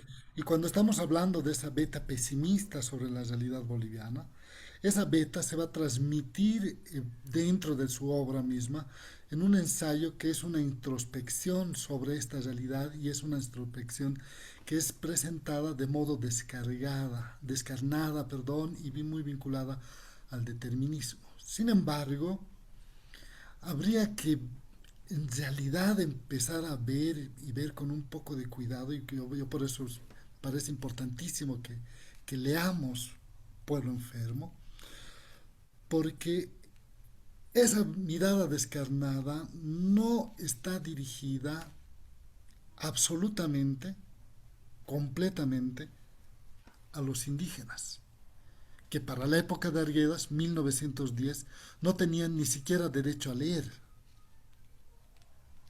¿no? Entonces no está dirigida a los indígenas, está dirigida la crítica a la élite boliviana. No por nada, Arguedas en la Historia General de Bolivia escribe los caudillos bárbaros, refiriéndose a una casta de presidentes que han gobernado nuestra Bolivia, ¿no? Y critica mucho el caudillismo, critica mucho, ya estamos hablando de los presidentes, de militares, de los que han estado en el poder en Bolivia, y les critica mucho su mezquindad, ¿no? Entonces, no tanto, o sea, obviamente nos mete a todos en el mismo costal, pero le toca también una crítica muy fuerte a la élite boliviana en Pueblo Enfermo, ¿no? Pueblo Enfermo, digamos, es un ensayo donde dice, donde podría concluir Arguedas diciendo: en Bolivia todo es grande menos el hombre, digamos, ¿no? Y no se está refiriendo solo a los indios o a los cholos, se está refiriendo particularmente a su élite, ¿no? Hay que tener en cuenta de que yo creo que Arguedas compartiría mucho la misma idea que tiene Zabaleta, de decir de que la pérdida de la guerra del Chaco, de la guerra del Pacífico, perdón, es una pérdida y es una derrota de la élite. No es una derrota del pueblo en general, ¿no? Creo que hay que hacer esa diferencia. Vale la pena leer Pueblo Enfermo y también no dejarse guiar por las tapas. Recién nomás he leído un artículo de un académico un poco conocido, digamos, que criticaba a Pueblo Enfermo, pero realmente criticaba a Pueblo Enfermo por las tapas, ¿no? Entonces, por el título, ¿no? Y creo que hay que leer y citando, poniendo puntos específicos, empezar a leer y además encontrando esos vínculos, ¿no? Vínculos en la obra. Bueno, creo que eso puede responder en parte la pregunta. Sí, bueno, creo que han contestado a la mayoría de las preguntas que han hecho, las que no se han leído tampoco. No quedan que haya preguntas nuevas al respecto. Entonces, sí creo que había algunos que habían levantado la mano, pero ya no los veo tampoco. Licenciado, ¿puedo preguntar? Adelante, adelante. Es que quería preguntar, licenciado Nibardo, licenciado, ¿por qué usted dice que Arguedas era odiado, digamos, por la generación de los 40 y los 50? Bueno, en mis palabras yo lo estoy diciendo porque eso escuché de su relato. Por favor, ¿me podría aclarar? No conozco a Arguedas en el área de literatura más que en el área de historia, licenciado. Por favor. Perfecto. Son varios motivos. En primer lugar, porque en las primeras décadas del siglo XX, Arguedas definitivamente es uno de los intelectuales más respetados y queridos por todos. Arguedas en 1925 se consagra prácticamente como uno de los intelectuales más destacados de su generación. Llega a tener una fama que sobrepasa incluso a la fama de Franz Tamayo. Franz Tamayo era muy conocido y respetado en medios bolivianos, pero Arguedas era conocido y respetado en el exterior. Había forjado vínculos intelectuales desde su vida en París y era conocido por hombres de la talla de Miguel de Unamuno, por ejemplo, en España. Era respetado por el crítico de arte francés que les había mencionado, José Francés, etcétera, etcétera. Entonces, en ese primer momento es conocido como uno de los maestros de la juventud. ¿Qué es lo que pasa? Van a pasar en Bolivia acontecimientos capitales como la Guerra del Chaco y como posteriormente que da lugar a toda una generación de jóvenes nacionalistas e ideas de izquierda, donde va a haber escritores nacionalistas, escritores de izquierda, que van a ver en Tamayo, en Arguedas, una figura vieja, una figura conservadora. La idea de pueblo enfermo para los nacionalistas, por ejemplo, del 52, les va a sonar a insulto. Por eso no lo querían. Era el presidente, era uno de los intelectuales, entre los círculos intelectuales, que mayor animadversión logró tener con sus mismos contemporáneos o con las nuevas generaciones de intelectuales bolivianos. La famosa y célebre disputa con Tamayo, la célebre disputa con Arguedas, hemos mencionado la terrible disputa que tiene con Fausto Reinaga, con los integrantes del nacionalismo revolucionario, Augusto Céspedes, entre ellos, por ejemplo, Céspedes, Quiroga, todos los grandes intelectuales veían en Arguedas una figura anacrónica que ya en el tiempo debía quedar en el olvido, ¿no? Entonces, de ahí más proviene sobre todo ese enconamiento personal, esa pelea que existía entre muchos intelectuales con los que Arguedas no tenía amistad, ¿no? Y más bien, al final de su vida, que es una vida muy solitaria, muy dolorosa, lo vamos a ver en un abandono total a Arguedas, ¿no? Gracias, Sí, licenciado. sí, quizá para completar un poquito esto, Vic, buenas noches. Arguedas finalmente fue odiado por la élite de su época y por la élite posterior, ya por una cuestión generacional, ¿no? El grupo joven del nacionalismo, pero al mismo tiempo por su propia élite, porque claro, después de haber sido consagrado afuera, como decía Nibardo, ha recibido comentarios elogiosos de montones de intelectuales. El mismo Enrique Rodó lo recibió en su casa en Uruguay, ¿no? Y termina siendo para nuestra élite alguien, desde mi punto de vista, alguien que les hacía sombra. Entonces, como les hacía sombra, lo odian, pero al mismo tiempo él hace esa crítica descarnada a su propio grupo social. Obviamente todos lo van a poner en cuestión, van a dudar de su legitimidad, precisamente porque les toca, ¿no? Les toca las llagas, les toca sus propias culpas, y eso va a recaer en lo que he dicho al empezar, ¿no? Para los que no han llegado al empezar, es que no existe una sola calle, una sola avenida, una sola plaza en Bolivia que se llame Alcides Arguedas. Solamente hemos identificado una escuelita que se llama Alcides Arguedas, que queda precisamente y probablemente se instaló en la hacienda de Arguedas que tenía ahí arriba, detrás del cementerio más arriba, ¿no? Entonces ese es el único vestigio, y eso nos muestra que tanto la élite criolla, gamonal, dominante de su época, como la élite nacionalista no lo querían para nada, ¿no? Buenas noches, Perfecto. licenciado. Gracias, Liz. Buenas noches, licenciados. Una pregunta.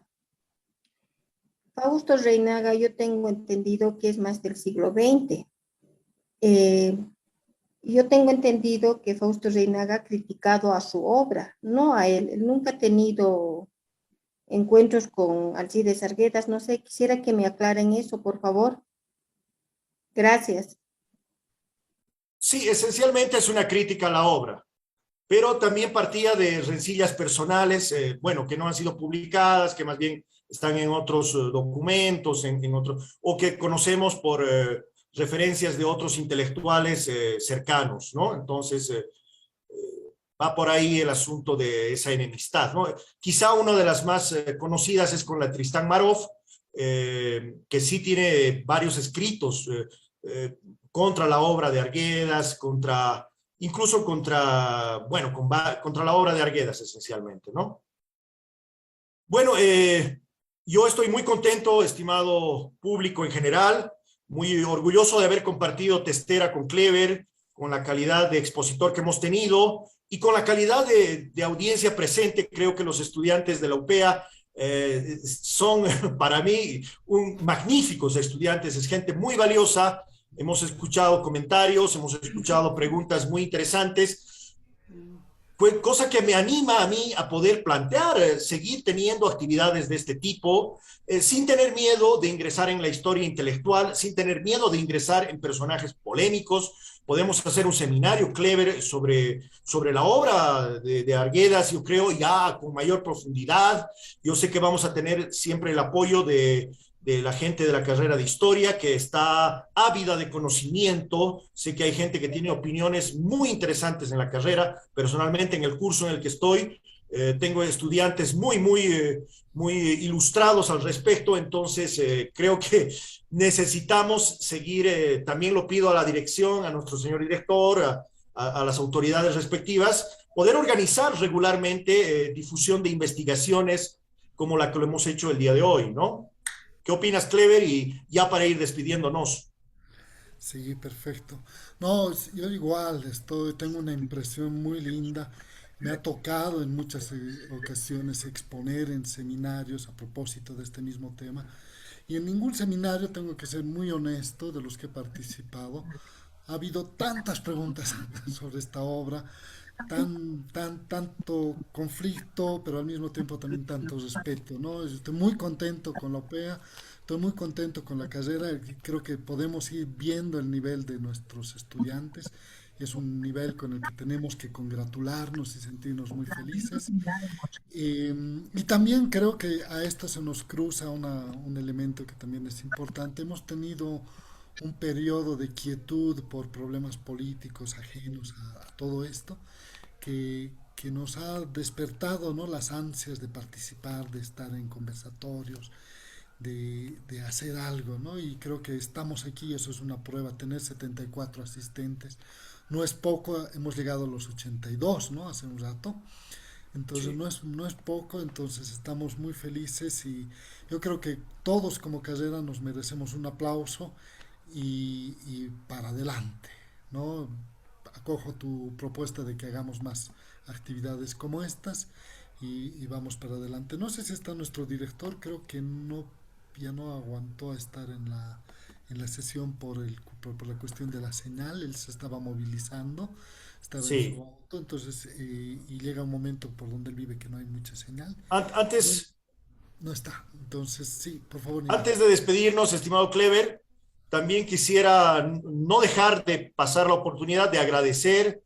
Bueno, hemos agradecido a los colegas Ricardo, a Alejandra, que nos han cooperado, por supuesto a Ángel también, Ángel Caguapasa, que nos va a colaborar en la cuestión de redes, pero también agradecer profundamente al licenciado Iván Molinedo, que ha sido docente de la carrera y que nos ha prestado, nos ha proporcionado el Zoom institucional de la conexión de la Universidad de Padua y estamos transmitiendo por ese Zoom. Entonces, también agradecerle a él profundamente el poder haber sido posible esta actividad, ¿no? Yo creo que algún momento tenemos que tenerlo en la carrera, es un docente de mucha calidad y bueno, estimado Clever, un gran saludo a toda la carrera, una actividad estrictamente académica que hemos tenido esta noche. Me quedo muy satisfecho con todos, con el público, excelente participación y despedirme de ustedes con todo el aprecio que siempre tengo por nuestra querida carrera. Sí, muchas gracias a todo el equipo, muchas gracias, Nibardo, por haber organizado. Tú eres el gestor y el que ha pensado este evento, me parece una maravilla. Y gracias a todos por haber asistido y por habernos acompañado. Nos vamos a seguir encontrando en las otras actividades de este aniversario de la carrera de historia y nos vemos pues allí adentro. Yo concluyo diciendo, Jalala Historia. Allá, allá. Vamos cortando, Iván.